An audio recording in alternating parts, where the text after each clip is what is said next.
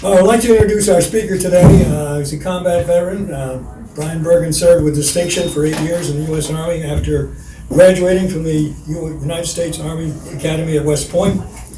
During his military service, he was an officer, a company commander, and Apache helicopter pilot. Assignments that earned him a Bronze Star and a Combat Action Badge for his actions in Iraq.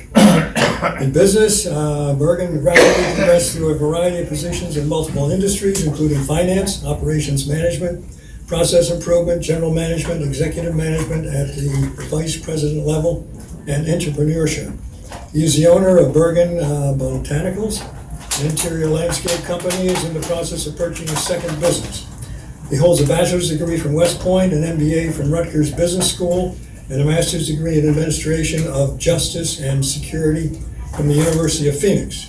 He's also earned a Lean Six Sigma Black Belt certificate in business operations improvement from Villanova University.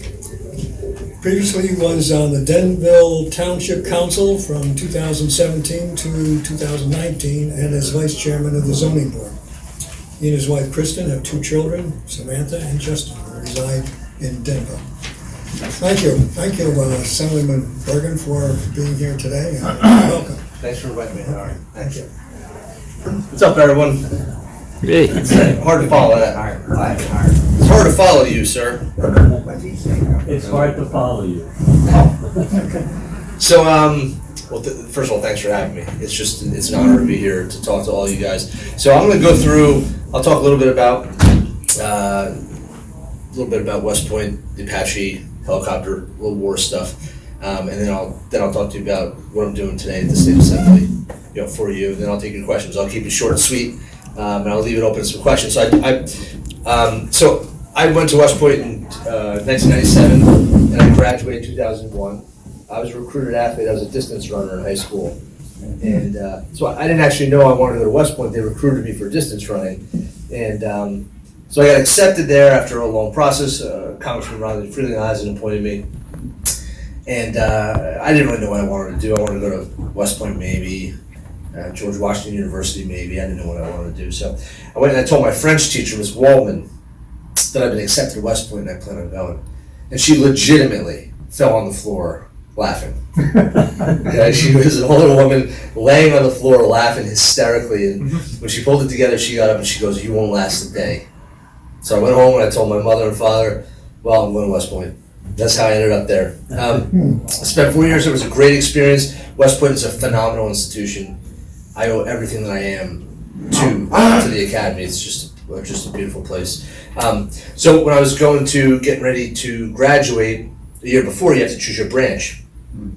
And so the way they do that is you list the branches in order that you want, and then they go by class rank, and when they get to your number, if your first choice is there, you get it. If not, you go to 2, 3, 4 until you get the one that you want. So I was torn between aviation and infantry. I didn't know what I wanted to do. I loved them. I thought I would like them both a lot. So I flipped the coin. Heads was aviation, tails was infantry. Came up heads, and so I ended up being a pilot. So I'm kind of an accidental pilot, I guess. So I graduated from West Point, went down to Fort Rucker, Alabama, and that's where I started my flight training. I got down there in August of 2001. So as you can imagine, September 11, 2001, the whole world got upended. And we woke up that morning and we were a nation at peace, and in the afternoon we were a nation headed to war. Kind of changes your perspective on things. I gotta tell you, I have so much appreciation for all the young men and women who joined after me, who signed up to go to West Point and the Naval Academy after me in a time of war, because when I did it, it was a time of peace. So I went through flight school, I ended up as an Apache pilot. I love the Apache, love it. So if you don't know what it is, it's our U.S. Army attack helicopter. It's 2-seater, front seater and back seater. It carries all weapons, no people. And we do read the manual, I just want to tell you. Okay. So here's the interesting thing though about the flight profile that we fly in the U.S. Army in helicopters.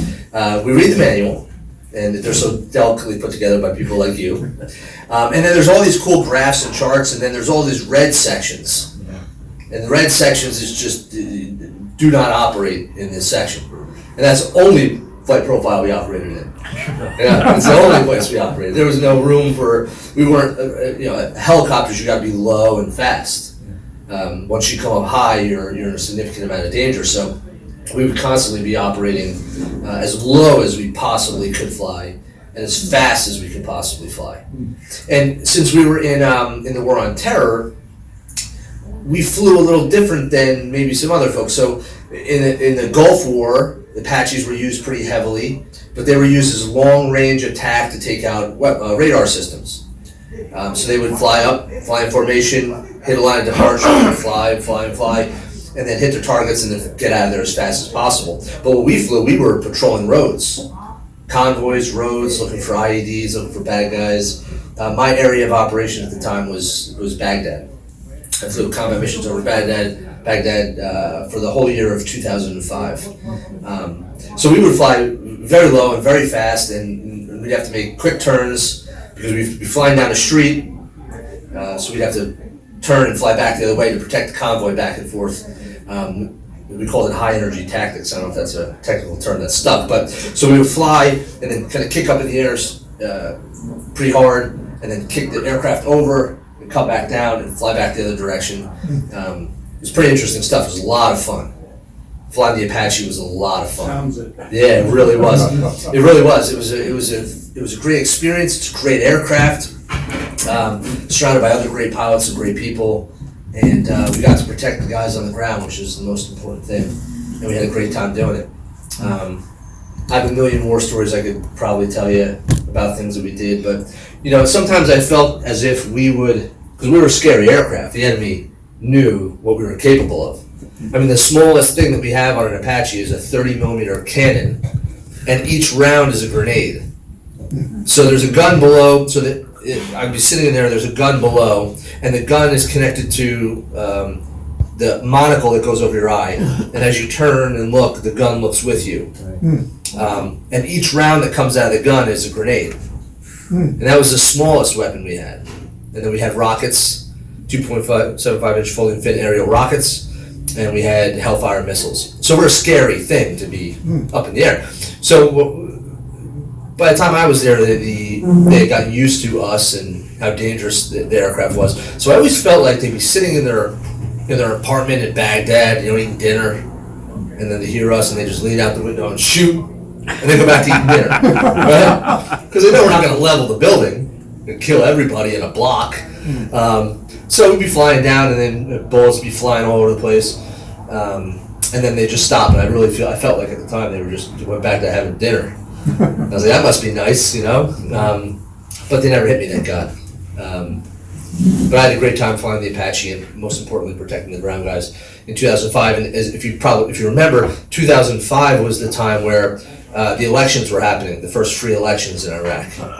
So we spent a lot of time preparing for that, and it's just makes me feel good that Iraq is still continuing that trend, and we did, I think, a lot of good work in that country. Whether or not we should have been there is another question, but we were there, and we did what we had to do, and I believe we left it a better place than when we got there, which is all we can really ask for. So after I got out of the Army, I did a whole bunch of corporate jobs. Some of it was in my bio about going through different jobs in the corporate world, but I really struggled to find a way to fill that void. Those of you who are military folks know that there's something missing forever when you leave. Matter of fact, I had a conversation yesterday with an active Army officer, and I was explaining to him, I said, you have no idea what it's like to be a veteran. Like, you're a soldier, you're wearing a uniform, but you just don't know what it's like to be a veteran. Not yet. You will one day, but not yet. Because there's that thing that you miss. And we try and find it in different ways. I couldn't find it. Couldn't find a way to plug that hole. Until I was sitting at my MBA class in Rutgers, and a guy named Julio Tavares was sitting next to me, and we're just doing work together. And then he starts talking about being a councilman. And I'm like, a councilman? What's a councilman, right? So he started telling me he's a councilman in Patterson. And he started talking about all this stuff he does as a councilman. I'm like, that's it. That, what you're talking about, that is what I need to do. So I left there that day. I called my councilman, Chris Kalinsky, who I didn't know. I said, hey, Chris, my name is Brian Bergen. When you're done being a councilman, I want to replace you. And he's like, whoa. This is a really weird conversation, right? So he goes, listen, I really like what I'm doing, but thanks. But then he started getting me involved. He had me make funnel cakes at the fall festival and clean rivers and all the things good council people do, right? And pretty soon he's like, you know what, you're really serious and I like you. I'm not gonna run again, you can run in my place. And so I ran for council, I won the council seat, and 5 months after I won it, this guy named Michael Patrick Carroll, who was a state assemblyman, he decided he was gonna retire. So he was whispering about it and telling people about it. And I saw him one day at an event and I said, sir, would you do me a favor? If you're serious about this, would you please just say it out loud?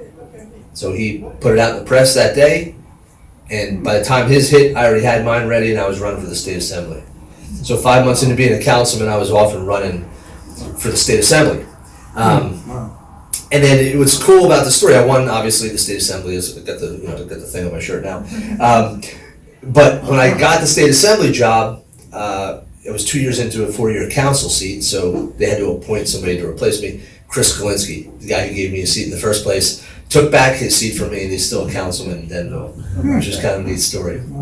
So, regardless of politics, and this is not a political thing, this is just about being an assemblyman, I love the job. It's the thing that keeps me going. I get to do so much good for so many people every single day. There's this legislative stuff we do in Trenton, but more important is the constituent service work. Somebody calls with a problem, we have the ability to make some phone calls and help fix it. I legitimately have zero real power. I really don't. One time. Right, I just don't. I don't have any power. But what I do have is I can call down to the Department of Education. Right, a teacher. They haven't had this is a real story. They're teaching, they took the test, their certifications hold up somewhere in the big Trenton dome. They let me know, I make a phone call, that thing get pulled from the bottom, put to the top, and the person has their certificate the next day. That's the kind of stuff that we can do to help on the constituent service end. I just want to back up 1 second because you just reminded me of something just by looking at me. So one of the business I'm trying to acquire right now, or I'm in the process of acquiring, and I run the day-to-day, we repair valves for the chemical industry. So valves that are used in pipelines in the chemical industry, we do the repair work for those valves. We do a lot of welding. You mentioned Lindy, right? Work for Lindy. So we do a lot of air gas, cryogenic valves, stuff like that. But I digress. We'll come back to that in a minute. So at the state assembly, so I get to do the constituent service work I just told you about, which is great. But I also get to represent veterans. And that is what I'm most proud of, and that's what I do every single day. I will be the only Republican member of the state legislature who's a veteran at the end of this year. Everybody else has left. Unfortunately, Ron Dancer passed away. Mike Dougherty, who's a West Pointer also, he's moving on to do a different job. So I'll be the only Republican left who's a veteran, and I'll be one of only 4 total in the entire state legislative body, which is 120 folks, who's a vet. So every day I try and represent vets and active duty military the best I possibly can. And one of the things I'm most proud of, although it's not a law yet, come hell or high water, it will be one day, is I have a bill up that, as you probably know, if you're 100% service disabled, you do not pay property taxes in the state of New Jersey. But if you're 90%, you pay them all. 80%, 70%, you don't get anything, essentially. But if you're 100%, you don't pay property taxes. So there's been a bill floating around Trenton for many, many years, 16 years actually, that says it would be a proportional discount. So if you're 100% disabled, you pay 0. If you're 90% disabled, you only pay 10% of your property taxes. 80% disabled, you pay 20%. Well, to me, that is a big win. So I took it, a bill that had been stagnant for 16 years and had nobody sponsoring it, essentially. And today it has 52 sponsors in the Assembly out of 80. It has 26 sponsors in the Senate out of 40. I've tried to move the bill multiple times, unsuccessfully, but I'm still trying, because that would change the veterans' lives forever. We do a lot of things in the state and the country sometimes that are just, it's like token appreciation to veterans. It doesn't actually move the needle. It doesn't actually make one person's life legitimately better. It's, free beach badges and half off the Turtleback Zoo, and you don't have to pay for a death certificate. It's like, it's silly stuff that sounds good but doesn't do anything. So I have that bill I'm working on very hard. I also have one I introduced last week that would, any veteran who makes $50,000 or less would not pay income tax. I have one that would take the standard property tax deduction for all veterans, regardless of disability, from $250 a year to $1,250 a year. Stuff like that. And I could go on and on and on and on about the stuff for vets. But, I think this group is so important. Whether you're a vet or not is immaterial. You're here discussing things related to the Air Force and to the military, so you have a better understanding so that you can help others in some meaningful way. And that's what I'm trying to do at the state assemblies. I'm trying to just help people in a meaningful way, whatever that. And the party politics be damned. I mean, there's place for that. We do that. I say things, I have to say, and I do things I have to do to advance, the agenda that I feel strongly about. But when it comes to vets, I mean, it's veteran stuff. We should all be rowing in the same direction. Unfortunately, sometimes politics gets involved on the other direction. And this veterans bill I mentioned, the property tax deduction, even though there are 52 sponsors in the state assembly and there's only 80 of us, you only need 41 to win, right, in a vote. I brought it through a procedural motion to the floor because they were blocking it. And on that floor vote on that day, every member of the opposite party of me, even those who were signed onto my bill as a sponsor, voted against it. Just purely because of the party I'm from. And it's sometimes it's pretty sad. But there are ways around that, which I'm trying to do, just so you know. I mean, I would gladly give every bill I have to whoever they want to make them look good, as long as it gets done at the end of the day. That's the goal. And I do that all the time. I have all kinds of cool bills out there that have, I can't put my name anywhere near, because if I put my name on it, it'll slow it down. So I give it away, I trade it away, they take it, and then it's theirs, and everybody's happy, and I'm silently happy at night because I know I did something good for the world, But I think all that stuff I'm doing in politics now relates back to, and I'm capable of because of, the military. I really do. And my time at West Point and my time as an attack helicopter pilot, because once you've been shot at, what else really matters? I'm on the floor, they're like, don't you get nervous? I'm like, well, they're not trying to kill me. So, right, it could be a lot worse. It could be trying to shoot down my aircraft, And so I put things in perspective. So I get up there and I do everything I possibly can do every single day until I'm no longer good at it or no longer effective, and then it's time for me to move on. The first bill I introduced on my first day was a term limit bill for the state of New Jersey. Now, no one will touch it with a 10-foot pole, so it's going to sit there in purgatory forever. But I truly believe that if you're not being effective for the people, then you should be moved on.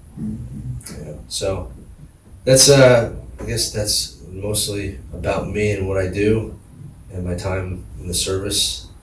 I guess I can answer questions. Sure. So if you have, does anybody have any questions for me about anything? Would you be an officer or chief warrant officer? I was an officer. Oh, you I was were? I was a captain. Because now there are a lot of more chief warrant officers. Yes, you're absolutely right. So in Army aviation in particular, the warrant officers do the majority of the flying. It's different from the Air Force. The Air Force, it's all officers, right? In the Army, there are warrant officers and officers. The warrant officers don't have the leadership responsibilities necessarily that the officers have. They don't command. They're not in charge of platoons, companies, brigades, battalions. But they do, so they fly every day. They're technical experts at flying. So majority of the time I'd be in an aircraft, I'd be with a warrant officer who's got thousands and thousands of hours, but as an officer, I got a little bit of hours because I'm doing all the paperwork, Right. And we would often, so in an Apache, when we would fly, in Iraq, there would be 2 aircraft. And the person in front would be in charge, or the officer would be in charge of both, essentially. In other kind of deep missions, it might be 5 aircraft where the officer is in charge of both. So while I'm flying, I have all stuff you probably had all knee boards, taking notes, charts, plot position, stuff like that, in addition to doing the flying work. Yeah. Yes, sir. Yeah. Have drones taken over any of the missions that you used to fly? Have they been automated? Yes, that's a great question. So my last duty station, as a matter of fact, and I forgot to mention this, when I came back from Iraq, I went to Fort Huachuca, Arizona, which is military intelligence. Right. So it's beautiful place there, right? So I went there because I thought I was going to be getting. I kind of knew I was going to be getting out of the military, And if you go there, you can get a top secret special compartmentalized information clearance, which sounds cool, but it's not at all cool. So I went there for that because that I saw as a pathway to getting into the FBI. That's what I thought I wanted to do at the time. So I went down there, but it turns out I was able to get involved with an unmanned aircraft training battalion that was being stood up down there. So it was contractor-based operation until that point, and we stood up the first unmanned aircraft training battalion down in Fort Huachuca, Arizona. So I helped stand up that operation, and then I was a commander in there also. So that's a long way for me to get to the answer to your question, which is, of course. Yeah, of course. Why would we not send a drone out, especially in longer range operations, instead of sending a manned pilot? It makes sense to do that when you can do that. So now you can fly them to the window where they're having dinner and shoot at them. There you go. You can fly right in the window, and they can get some retribution from me, man. I would appreciate that. Exactly. But yeah, no, of course, drones have a place. Of course, manned aircraft have a place too. There's decisions you can't make in a drone. There's feeling. There's decision making at the time. Like just one example I can think of. I remember the ground forces in somewhere around Iraq called us in because they thought they were getting shot at. Turns out they weren't, but they thought they were getting shot at. So it was kids with firecrackers.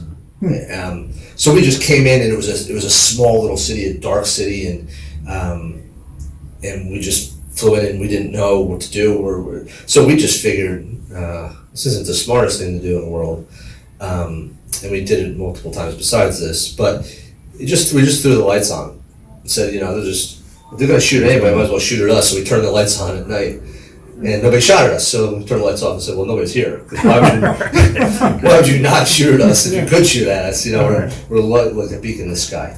So, but those types of things, it's a human intervention there. But there's certainly a place for drones. Drones are fantastic. We should be heavily invested in them. We should be heavily invested in them across all platforms, aviation, ground, wherever you possibly can, because they augment you. Apache pilots nowadays, they have the ability to control the drone. So the guy in the front seat, as if we're not tax saturated enough, the guy in the front seat, from what I understand, I've never done it, they can hand off the operation of a drone to the pilot in the front seat. So he's in there, he's doing his other stuff, trying to fly the aircraft. There's two of us, and someone can pass the drone to that person because that person has eyes on the ground in real time, and they can make decisions with the drone, position it or fire it, from what I understand. Okay. And that makes sense because drones, as great as they are, they have a limited view of what's going on the ground, and sometimes it's how we get into situations where you hit a target that's civilians or something like that. Yeah. Yes, sir. Helicopters fly, the Air Force flies. Is there competition? How do you handle that? Is there jealousies? Does the Air Force think we should be flying helicopters? Or do you say, no, we got to keep up with the ground forces, so Army has to talk to Army? I don't know. I don't think there's competition like that. Yeah. There's we fly close air support. The Air Force does fly close air support with the A-10, A-10. which I would give up everything I have today to go fly an A-10. Don't tell my family, but I would be on the next thing smoking to go fly an A-10. But we fly close air support missions, and it's so closely connected to the ground commander that it'd be difficult to. The ground commander needs the ability to make fast decisions and have fast response, and there's layers you go through, and you're dealing with another service. So, and I don't think they want that. They don't want to sleep in tents. They don't want to be forward deployed. They want to, be doing Air Force guy stuff, in Qatar or something like that. They don't want. It's different, whole different environment. I would say. They probably have more competition with the Navy, I would imagine, because naval aviation and Air Force are, I would think, a little bit more closely related. When you're watching television about what's going on in Ukraine with the Russians and stuff, do you ever say to yourself, why in the hell aren't they doing so and so? Yeah, on occasion I do, but then I remember that everything we hear is just wrong. And people come to me all the time and say, I heard that, the Russians blew up a hospital yesterday. And I'm just always convinced whatever we hear is totally wrong. Like, I don't know. He was dropping leaflets. War is a large part psychological. So I don't believe anything that I hear, and I don't pretend to know what they should or shouldn't do because I just don't know the circumstances. But still sometimes I'm like, I was a pilot. I do have an ego, so I think I can do better and I'm a politician for crying out loud. I want to commend you for what you did. I have a question and a question. I'm an Air Force vet, and I have no disability, knock on wood, but I'm all for all the disabled guys getting a piece, small piece, large piece, whatever, with a tax break. Mm-hmm. And my question is, as a Assemblyman in Trenton, and I'm in my 48th year as a volunteer with the Randolph Rescue Squad.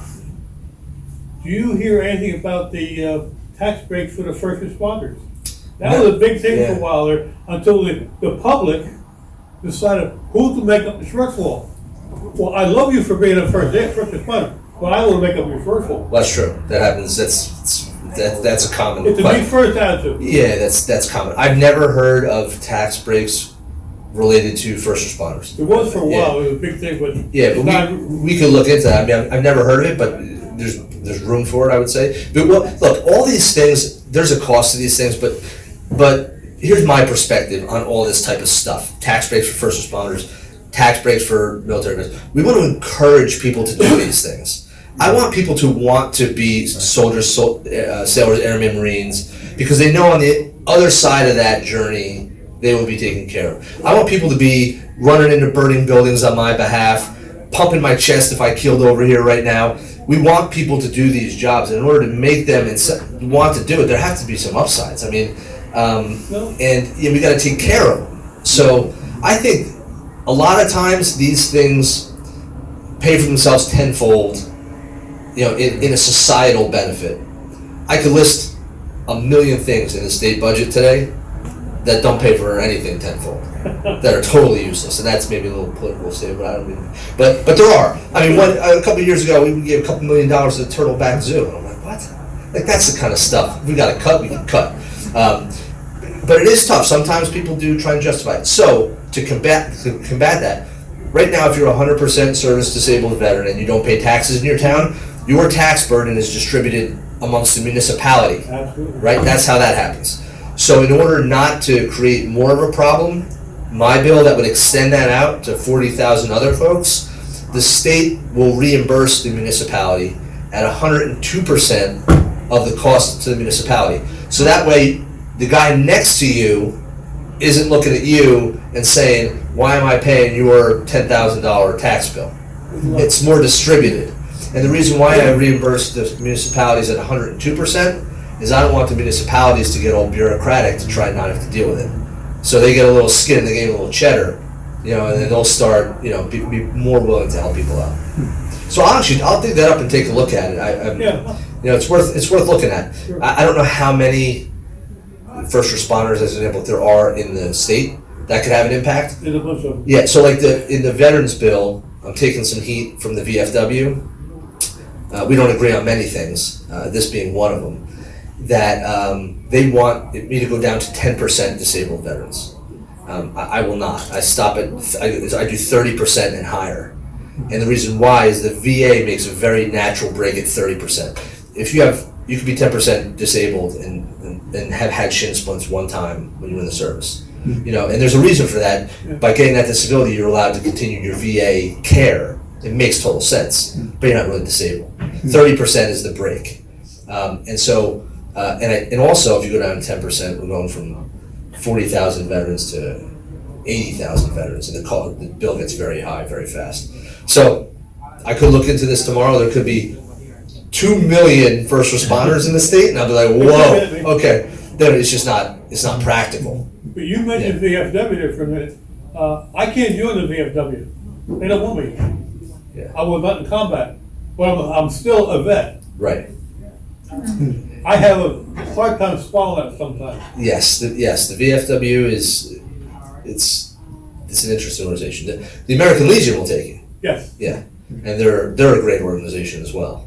But yeah, the VFW has their niche and they're holding to it.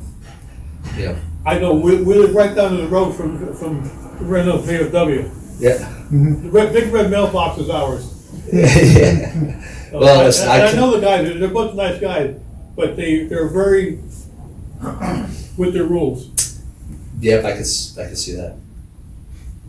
A lot of organizations are, and this they happen to be one that is. I don't want to bash them too heavily on camera, but later on we could have a more detailed conversation if you want. Well, you're gonna be on television tonight. Yeah, right, yeah. Well, I might be. You never know what could happen. Anybody have anything else? Yes, sir.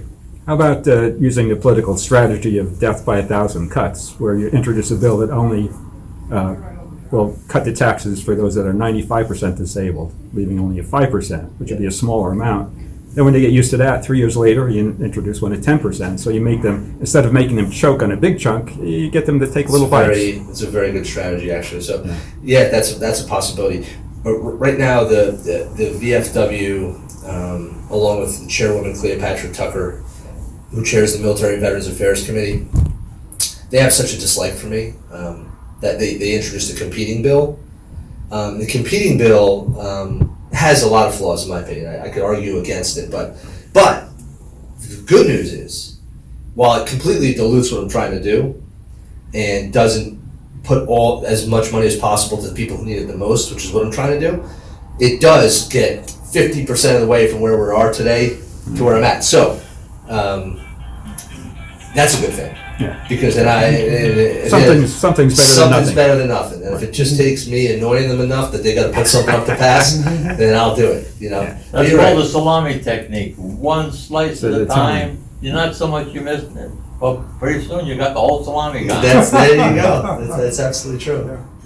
Anybody have anything else? Yes, sir. Please go. I'm just wondering, how much do you know about the Civil Air Patrol?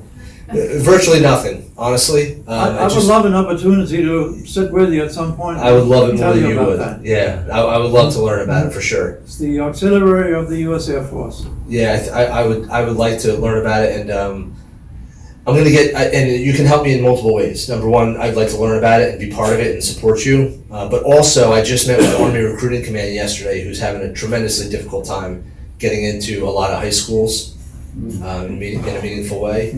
So I made a commitment to them yesterday that I will absolve them of those problems in short order. You know, so yeah, that's going to happen. So we're going to get them in, but a good connection is Civil Air Patrol could be a good gateway into some of these places. Could help us out, and I potentially can help you out while I'm helping them too. So Sure. that would be good, because it'd be over my dead body that that our military is not allowed to properly present the option of the military to people, because it's a fantastic option for many people, including many of us in this room, who, I don't know how you feel about it, but by virtue of you being here, you probably liked it and think it did good for you. And like I told you, I owe everything that I am today and ever will be to the Academy. So, Very good, well, thank you all. This is great. Thank you so much. Thank you very much. Appreciate it.